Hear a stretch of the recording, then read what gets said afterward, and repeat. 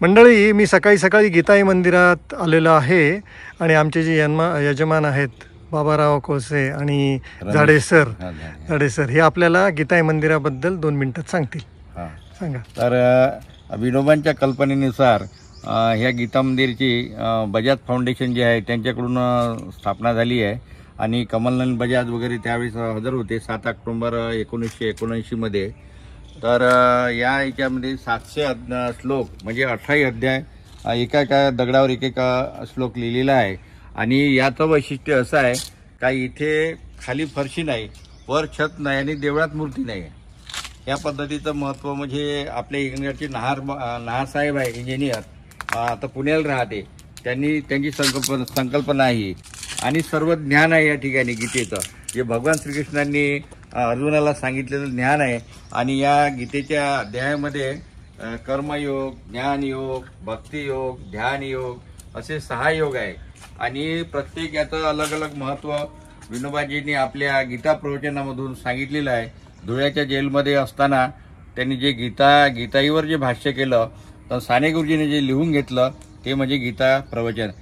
भारतातल्या सगळ्या भाषेत त्यांची भाषांतर झाली आहे आणि इंग्रजी सुद्धा त्याचं भाषांतर झालेलं आहे. ते शेकडो हजारो लाखो प्रति दरवर्षी खपत आहे.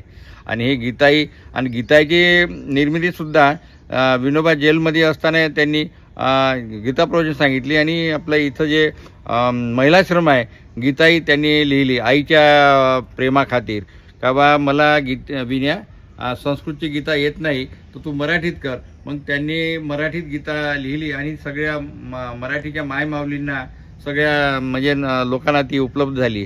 गीता आई माऊली माझी तिचा मी बाळ नेणता, पडता रडता घे उचलूनी, अशा प्रकारचं गीतेचं महत्त्व या श्लोकामध्ये विनोबांनी सांगितलेलं आहे. लोभाने नासली बुद्धी त्यामुळे हे न पाहती, मित्रद्रोही कसे पाप काय दोष कुलक्षयी. गीतेचा श्लोक असा आहे, स्थितप्रज्ञस्य का भाषा समाधीस्त केशव. आता मराठीमध्ये स्थिरावला समाधीत स्थितप्रज्ञ कसा असे, कसा कृष्णा सांग कसा बोले, कसा राहे फिरे कसा, कामना अंतरातील सर्व सोडून जो स्वये, आत्म्यातची असे तुष्ट तो स्थितप्रज्ञ बोलिला. वा.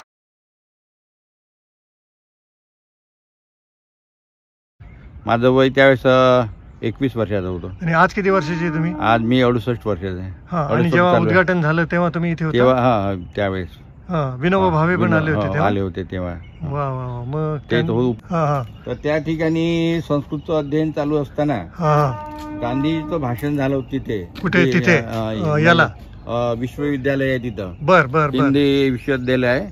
तर त्याचे म्हणजे जे त्या ठिकाणी तर त्यांना आमंत्रण होतं गांधीजीला. बर. आणि त्या ठिकाणी अनेक राजे महाराजे काही इंग्रज अधिकारी सगळे उपस्थित होते.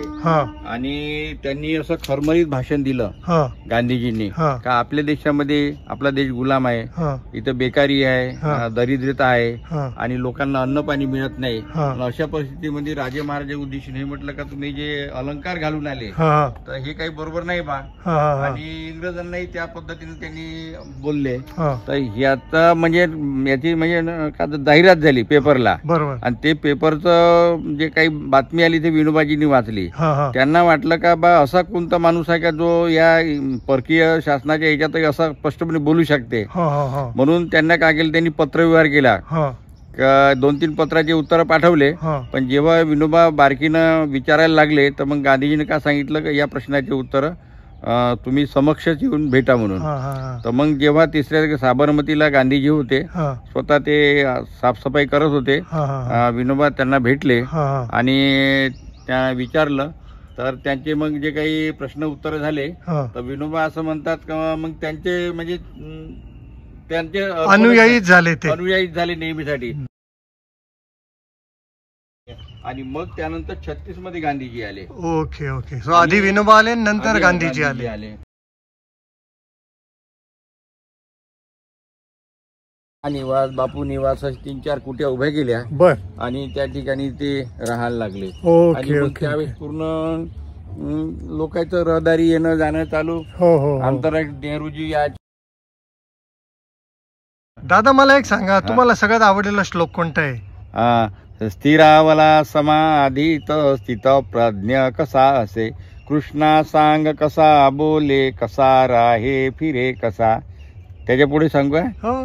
कामना अंतरातील सर्व सोडून जो स्वये, आत्म्यातची असे तुष्ट तो स्थित प्रज्ञ बोलिला. नसे दुःखात उद्वेग सुखाची लालसा नसे, नसे तृष्णा भय क्रोध तो स्थित प्रज्ञ संयमी. सर्वत्र जो नासक्त बरे वाईट लाभता, न उल्हासे न संतापे त्याची प्रज्ञा स्थिरावली. वा.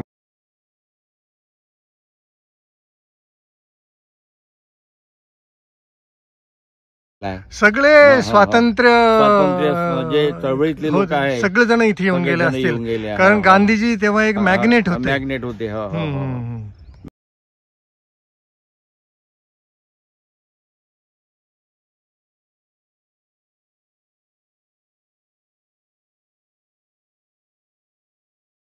कृष्ण म्हणजे कृष्ण म्हणाला, घेई गदा चक्र किरीट घाली, तसेची पाहू तुझ इच्छितो मी. अनंत बाहुस गिळूनी पोटी, चौभुजांचा नट विश्वमूर्ते.